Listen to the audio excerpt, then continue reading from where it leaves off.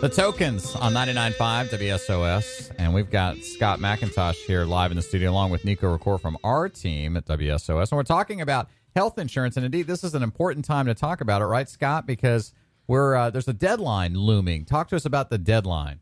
Yes, Kevin, thank you for having me. The open enrollment deadline actually runs from November 1st to January 31st this year, so of course now we're within the last 2 weeks of that enrollment period.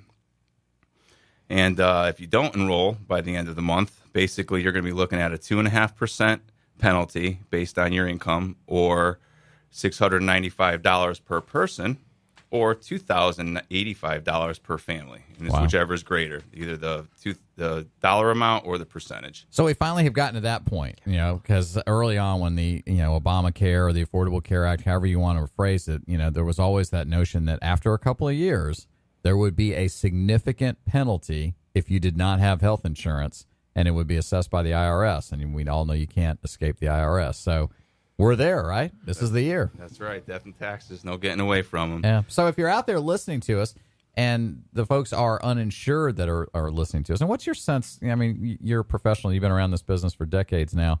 What's your sense of how many folks out there listening to us here in St. Johns County are still uninsured? That's a really good question. The numbers come in, and it's tough to really trust a lot of that. But there still are quite a few individuals who are not insured. Right. A lot of them are just frustrated with the system. They don't want to participate in something that they're forced to do. But the reality is it's a win-win for everybody. Yeah. The number one cause of financial ruin and debt in this country is unexpected medical bills. Absolutely. So it's very important that folks, even though it can be a little pricey at times, and that's why the subsidies in place and the Affordable Care Act was implemented, was to help make health care affordable. But there still are those that are challenged with accepting that responsibility. That's Scott McIntosh. He's a licensed agent, obviously has a lot of experience in dealing with health insurance matters. He is with the Bailey Health Group, and of course the Bailey Group located right there on the other side of the 312 bridge, and you can always reach them online at mbaileygroup.com. That's mbaileygroup.com. We'll put a link to Scott and to the Bailey Group on our Facebook page at WSOS Radio, so you can just access that if you're driving around and it's difficult to jot down phone numbers and the like. So talk to me a little bit about the subsidy. So, and I know everybody's case is different, but obviously health insurance costs blank, and there's money out there from the federal government to help pay for it, correct? That's right. So what's a typical scenario? What can somebody maybe expect to see in terms of help from the feds in paying for health insurance, especially if you're somebody out there listening to us? Maybe you've been a server at a bar or a restaurant, you just haven't had health insurance maybe ever, but now you maybe have the opportunity, and perhaps the government will even help you pay for it. That's right. The subsidy was made available, just so we can get clarified, the Obamacare is essentially the Affordable Care Act. Right. It's been nicknamed that. And once again, the whole idea is to create an affordable health insurance for everybody. So the government's idea is they really don't want anyone to have to spend more than 9.5% of their income towards their health insurance. So a formula has been established, a bracket, if you will, of incomes to help basically one way or another adjust people's income so that everyone's kind of in that same fair playing field of around 9.5% of their income going towards their health care. So to give you an example, say you had a family of four, all right? That family, if they have an income between $24,000 and $97,000, they can actually qualify for help. And it's a quite enormous number. And it's not just the subsidy that's available, which lowers the premiums, but also if you're within 100 to 250% of the poverty level. So in that example I just gave you of $24,000 to $97,000, and that family of four made under $60,000, they would not only get the assistance helping to lower their premiums, but they would also get assistance lowering their deductibles and their copays. Wow. Which can be even more significant than the actual premium savings itself. Right. You've been around health insurance, Scott, for a long time. Is the quality of the health insurance that you can obtain through the Affordable Care Act, Obamacare, whatever you want to call it, is it as good as what we have come to expect from, say, employer-provided health insurance plans, say, 10 years ago? Yeah, it's even better. Okay. The Affordable Care Act, once again, the purpose is also to make sure 10 essential benefits are now in all healthcare plans. So that wasn't something of the past. Before, if you tried to get an individual plan, you had to go through underwriting to qualify. So if you were in a pinnacle of health, you would either have those benefits ride it out, which means they would not cover those in your policy, or you just wouldn't be approved altogether. Right. So those were back in the days when someone had type 1 diabetes and a pre-existing condition. So boom, you wouldn't get health insurance, or if you did, it was going to be $3,000 a month. Exactly. And they probably wouldn't cover that diabetes if you had it. And regardless of your politics, of course, the goal in all this with the Affordable Care Act or with Obamacare is to, like the goal you always have with insurance, right? The more people that are insured, especially healthy people, then the less it costs for everybody. The bigger the pool, the less the money. That's right. Exactly. Okay. Medicare was predicated on that. That's why everybody pays a little tax, comes out of their paychecks to help, so everybody can afford Medicare. Everyone has to be part of Medicare, and that's what helps keeps the cost down. Right. Once again, that's Scott McIntosh. He's a licensed agent. He's been doing this health insurance stuff and helping Medicare patients as well, or Medicare beneficiaries, as well as just the rest of us who obviously can get health insurance through the Affordable Care Act and through Obamacare.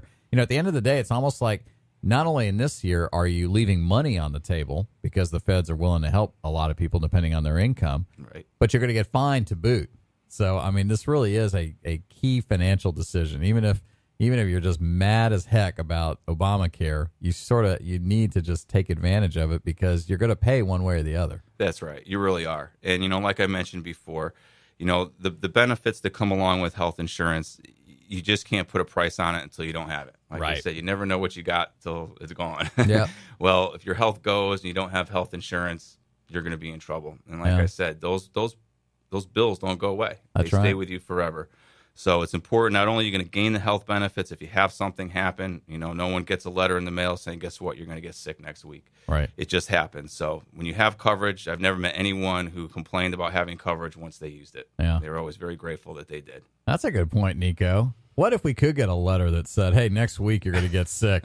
You're going to break your leg next week. That would add to some stress in your life, wouldn't it? I'm all set with my insurance, so I'm ready. Bring it.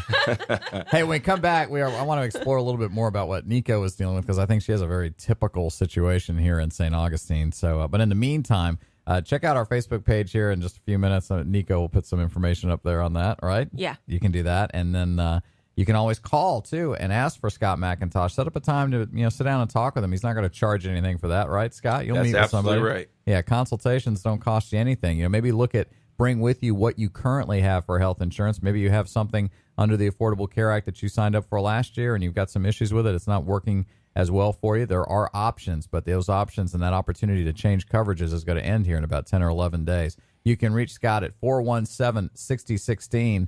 That telephone number again, 904-417-6016. If you, a loved one, a neighbor, or friend is concerned at all about health insurance here in Greater St. Augustine. We'll be right back.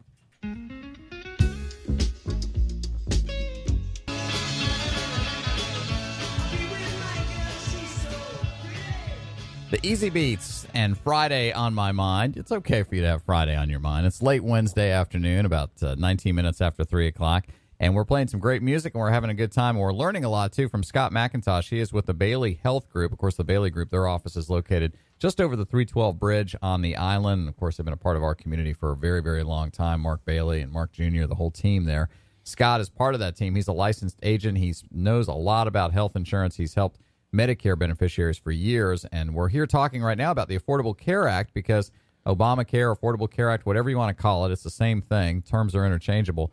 But the ability to change policies or to sign up basically ends soon, right, Scott? That's correct. January 31st. January 31st. So if you don't sign up by January 31st, what happens then? Can you still sign up and get health insurance and not have to pay the IRS penalty? Nope, you're out of luck. Really? Unless you have a special election, like your family changes, if you move outside of your zip code. Yeah. Basically a life change in some manner. And there's only a few of those as it is. Then basically you're locked in until next November. So help me understand as a layman, why do that? Why not just make it where, I can just get health insurance through the Affordable Care Act whenever I want? Well, it used to be that way back when it was underwritten. Okay. That's really the element that makes the enrollment period necessary is because there's no pre-existing conditions. There's no underwriting. So basically to keep people from just jumping on the insurance when they need it. Back before with underwriting, it didn't matter when you enrolled because you had to qualify. Right. Now you don't have to qualify medically. You can just... That makes sense, doesn't it, Nico? So, yeah, somebody gets a cancer diagnosis today and they go see Scott and they say, hey, I need health insurance, but that defeats the whole purpose of having an insurance pool that we all participate so that when one of us does get sick, it's there and those of us that are healthy are paying for it. That's right. Okay. Well, I learned something today, so that's good. So talk to me a little bit, too, about, people will say, well, I can just go on healthcare.gov. I can just go on the government website and get my, Obamacare insurance that way. Talk to me about why that may not be such a good idea. Well, unfortunately, the platform that's been established just hasn't kept par. There's been a lot of issues with it, both from a billing standpoint. Obviously, when you get towards these deadlines, the bottlenecks, and you have a lot of people trying to last minute make their changes. So the website itself, although it has gotten better, it still suffers through some challenges. And unfortunately, there have been quite a few this year. And people will get notices and reminders and things of that may not be accurate. Yeah, let's be blunt, too. I think a lot of people feel like, well, if I just go straight to the government's website, I'm going to get the cheapest or the least costly health insurance options. But indeed, that is not the case. That's right. Most folks feel like if they go on it themselves, they'll save money and time. But in essence, what it does is actually cost potentially more time and maybe even more money. There are no charges for the services of us at the Bailey Group. We are compensated by the insurance companies. So we basically work as a liaison for folks. Keeping along with the Bailey tradition, we really put people first. It really is about people, and that's what we try to make difference in their lives. So, we talk to anybody, whether it's a potential sale or not. We're all about helping people any way that we can. Nico, we were talking off the air about not only was Scott able to design a health insurance program for you because you're self-employed and do all sorts of things around town, but you actually got dental insurance as a bonus. Yes. How awesome is that? I don't think I've had dental insurance. Why didn't that happen when I needed the implant? Well, yeah, but, as somebody who works with a variety of dentists around town, if you need one implant, you'll need another one soon enough. So you'll be in good shape. So how did all that work out? So he ends up saving you how much a month? $200. And with adding the dental. Yeah. That's right. That's amazing. That's unbelievable. But that's a good example of, I think if the average person, myself included, just goes on healthcare.gov and tries to get it by myself, and you see all these different options and your eyes start glazing over and you get a headache, it's so much better to work with somebody like you, Scott, that says, all right, Kevin, what do you need? And then you go out there, where it all is because that's all you do all day long. That's right. I can do it in my sleep. Yeah. I mean, it's sort of the argument for, it's even a stronger argument than going to a travel agent, if you will, because, it's not that hard necessarily to book a flight, but it is hard to find the right insurance coverages for somebody, right? That's correct. And, when you're doing the process online, it asks a lot of questions. And if you don't know exactly what the questions are the information they're really trying to get from you, you can answer them incorrectly. And there's a lot of ambiguous questions that are out there, unfortunately. Let's remind our listeners, too, and we're going to get back to playing some music here in just a second. It's 24 minutes after 3. If people do not sign up here in the next 10 or 11 days for health insurance, the IRS is going to collect how much money from them?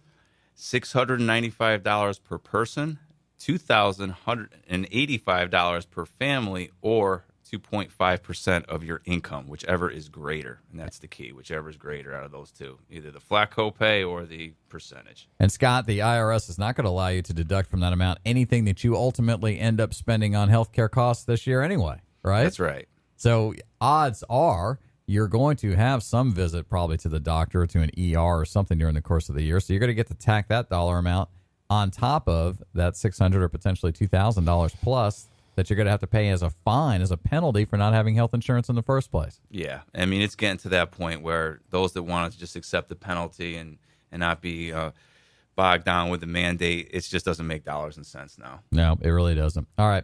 I'll tell you what, we're going to be right back with Scott McIntosh. In the meantime, you have any questions at all about this deadline, this looming deadline, which really has been underreported, I guess, sort of lost in all the other things that have been going on over the holidays and coming out of the holidays. But you need to call him, 904-417-6016. That's 417-6016. And he's always available through the website, too, mbailleygroup.com. And that's mbailleygroup.com. If you just Google the Bailey Group here in St. Augustine, it's going to pop right up for you. We'll be right back. The Beatles, Can't Buy Me Love, and we're spending time with Nico Record. She's part of our team here at WSOS Radio, and encourage you to check out our Facebook page at WSOS Radio. A couple things you'll find there. One, you'll see a lot of Nico on the scene as she travels around town, and she has a video team with her, and it's a great way to keep up with things that are very local St. Augustine. You know? We have a new spin on Nico on the Scene this year, too. We're going to start doing restaurant reviews. Oh, very good. Yeah. That's good. Just make sure you give really good reviews to all of our clients here at the radio station. Absolutely. They all have to be rigged. No, I'm just kidding. We want impartial journalism from you, Nico. No, really, what we want to do is different. We're not just going to go critique a restaurant. We want to work with a restaurant to explain to the community, who the owners are, how they started their business, who their chef is, what their ingredients are, what their favorite dishes or best sellers are. That's the angle we're going to take. Yep. More like the experience. That's good stuff. We do the same thing every Thursday between 11 and noon with the members of the St. Augustine Independent Restaurants Association. Yeah. And we learn a lot about people like Lorna McDonald at Raintree and all these other folks, the member restaurants, Jeremy out at the Reef, and how they got started in the business. It's really interesting stuff. And it's good to know about the people who own the restaurants that that we all like to go to when we can. Hey, Scott McIntosh is with us, and we're getting ready to lose him here in just a few minutes, but we appreciate him taking time out of his busy schedule because this is a tough time of year for him.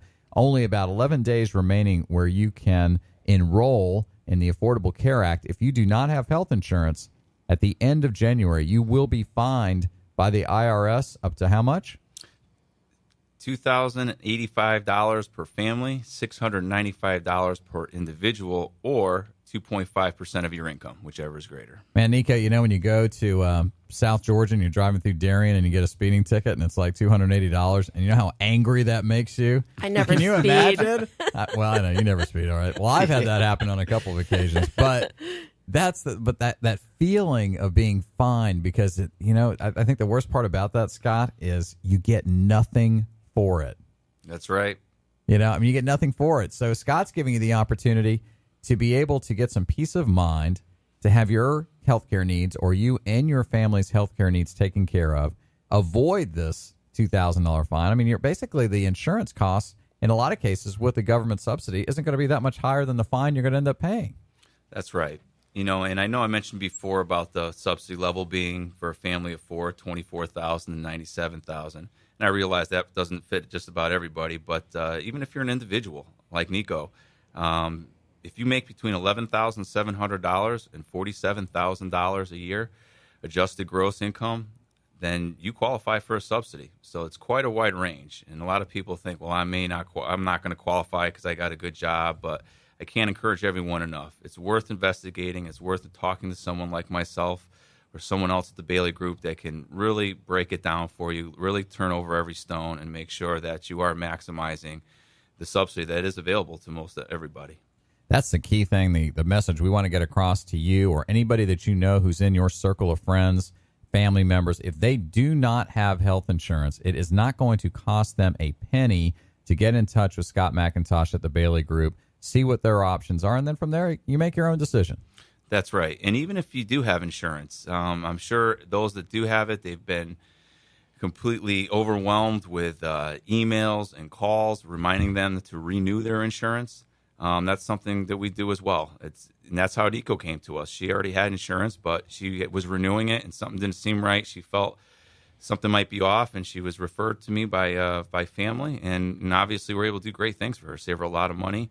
And that situation was just based on income, just using the wrong values. And once again, these are things that we do.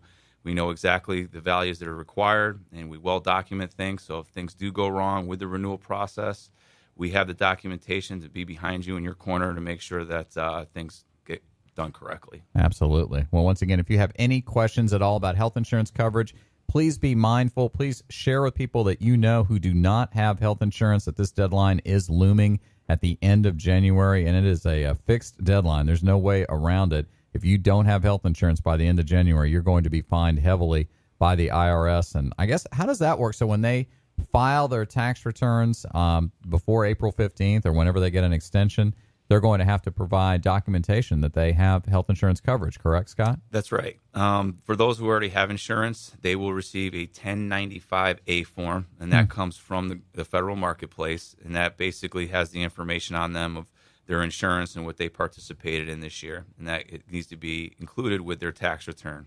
Wow. Okay. So another form. Another form. What's the number again?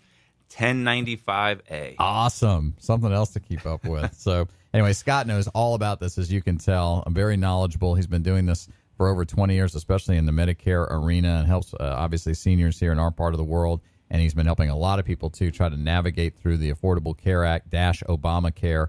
And of course, this new environment that we have where if you don't have health insurance, you are going to be fined by the IRS, and your deadline is right around the corner. January 31st is, gosh, not that many days. Even I can do that basic math. Today's the 20th, Nico. How many days does that give us? 11. Very good. Nico's much better with math than I am. Scott, did we leave anything out? Any points we need to make? I don't think so, Kevin. Thank you again for having me. And, we just can't say it enough. Please reach out to a professional when it comes to your health care. Don't try to go it alone. That's what we're here for. It's no extra cost to you. And we'll do you right. Absolutely. Scott McIntosh, licensed agent with the Bailey Health Group. We appreciate your time. Thank you very much. Good luck in these last 10 crazy days. Thank you, Kevin. Nico, thank you. And we'll see you at Nico on the Scene online at WSOS Radio on Facebook. Thanks for having us in today, Kevin.